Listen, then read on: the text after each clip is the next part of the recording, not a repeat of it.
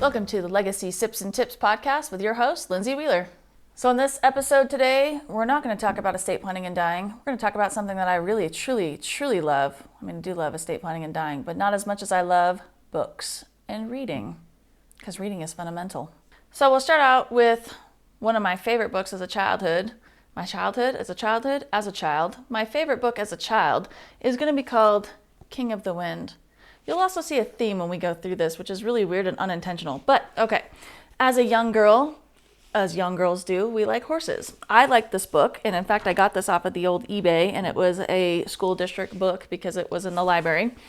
And it's super cool. It's about this Arabian horse who is like this crazy, amazing, beautiful horse, was a royalty horse, had some ups and downs in its life. It was a working horse. It was just had some trials and tribulations, but it's a really cool book.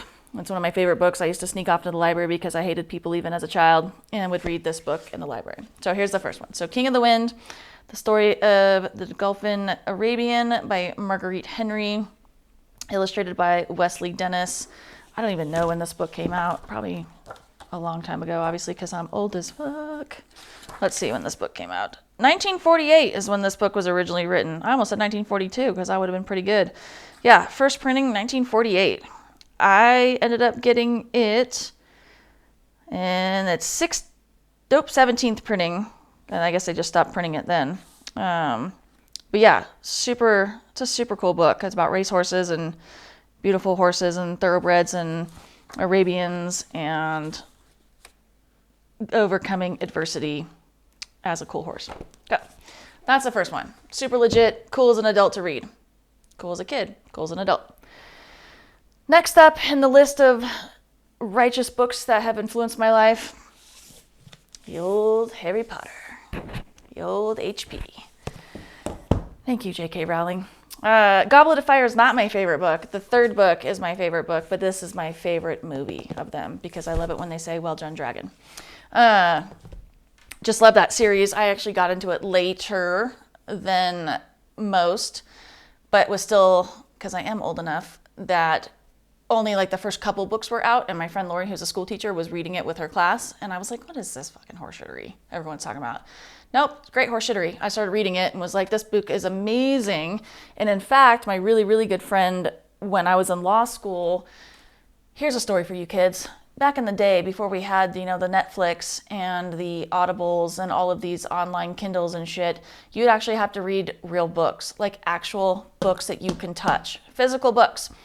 With that, kind of like when movies come out and they premiere at midnight, you would get a midnight booking. So when the book would release of the new in the series or whatever, so say book 5 of the Harry Potter series would come out at midnight on the release date at a Barnes & Noble or a Borders or any kind of local bookstore, and you'd have a midnight booking. So we would all go, when I was in law school, we would go at midnight and get our Harry Potter books at midnight, because that's how cool, so cool I am. Super nerd. Nerd alert, everyone. Yeah, I would go to the midnight bookings. That's how OG I am and also how old I am. So, Harry Potter, amazing. Still love it to this day. In fact, the Harry Potter question is one of my dating questions. I have 3 of them. I think we've talked about this. First question is, what house are you in Harry Potter? It's a personality quest. Like, let's be real about this. Like, you can know a lot about a person on which house they fall into in Harry Potter. So that is the first dating question. Which house are you in Harry Potter? Second question, of course, is Rebel or Empire? You can probably guess which one I fall into. And the third question is, when I say the word potato, what comes to mind? The correct answer is potatoes. Boil them, mash them, put them in a stew. Yes, that would be correct. Samwise Gamgee is also another appropriate answer. Lord of the Rings, any type of variation of Lord of the Rings.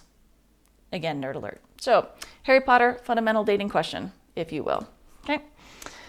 The next book that has shaped my life is this book called Name of the Wind. It's by Patrick Rothfuss.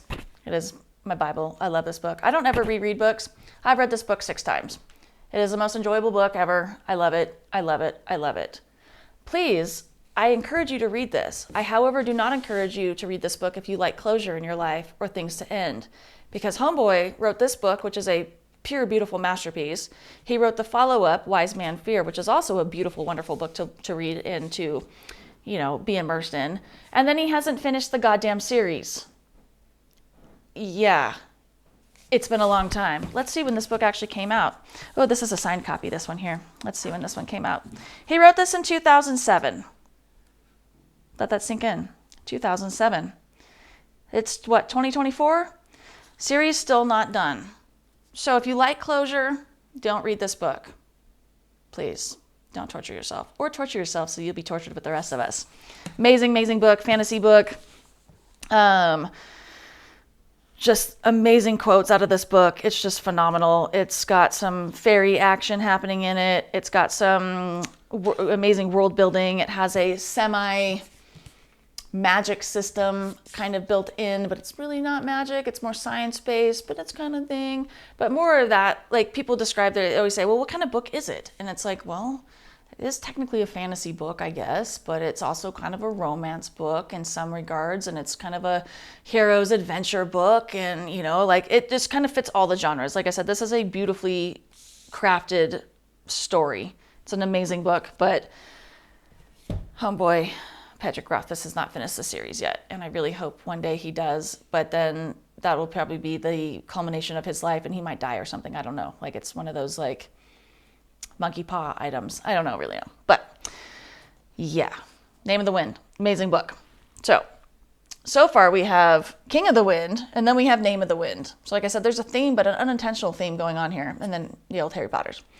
The other book I love, and I don't have the first one here, I have the book 3 of it. It's the Brandon Sanderson's Way of Kings series. This is also an amazing book. Sanderson is a prolific writer.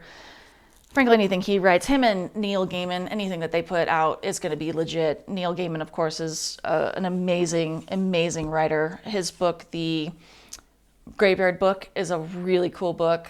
Obviously, he wrote American Gods. He wrote Norse mythology. He wrote Caroline. Neil Gaiman is just awesome. And if you can ever listen to him speak or have him narrate the books, he has the most beautiful voice, the most quintessential radio voice you could ever have. He's British, and he just has that cadence, and that, he's just amazing. So anything that Neil Gaiman writes as well, I'll just put that out there too. So back to that. So Sanderson and Gaiman, anything that they put out is going to be pure gold. And so this is the Way of Kings series. This is the 3rd book in that series of the Stormlight Archive. Fantasy again, but also not really fantasy in the sense of just more like people and personalities and interactions. Just super cool books, super, entertaining to read, involved. Obviously they're thick books, they take a lot, but these series are super cool. And this one has a really interesting twist into it where you're like, oh shit, I did not see that coming. Huh, cool. So that's another great series, the Stormlight Archives from Brandon Sanderson. The other book that's amazing, and it's in the same realm of things, and this is the 4th book of this one, and this is a cool series by Carlos Ruiz Zafón, and it is, I don't even know how to describe this book. This is a super cool book or series as well. It's set in Barcelona, if you all went and did your study abroad, you have to say Barcelona. So it's set in Barcelona back during the war times, around 30s, 40s, if you will. And the first book of this is called Shadow of the Wind. I don't know where the wind theory, theme comes from, but apparently it has followed me through my life. Like I said, first book, King of the Wind, Name of the Wind. Then we have Shadow of the Wind. There's a lot of wind themes happening here. I don't really know. But this is also another amazing series. The language of how this author wrote these books is perfection. It is superb. It is, you could just flip through here and find a passage and you're like, that is so perfectly worded. Just how this man writes. He sadly has passed away. Even with this book being translated into English and other languages out of its native Spanish, I can't even imagine how good it is in the native language. It must be mind-blowing, because even translated, which obviously a lot of things get lost in translation, it's still a beautiful read. Just beautiful read. Okay, another great series there. And then to kind of round it out is the book that all of us entrepreneurs have read, who have made an indelible mark in our lives, is The 4-Hour Workweek with Tim Ferriss. Yeah. Anybody who's an entrepreneur has read that book, has loved that book, and has usually been the impetus to say, there's a different way to do this. There's a different way to live life. There's a way where I don't have to kill myself every day. Although, we all gave up the 9 to 5 to work 24/7. But that book is amazing. How it's written, it makes you think about things differently. It makes you think about time differently, how to leverage your time, how to put systems in place, how to delegate.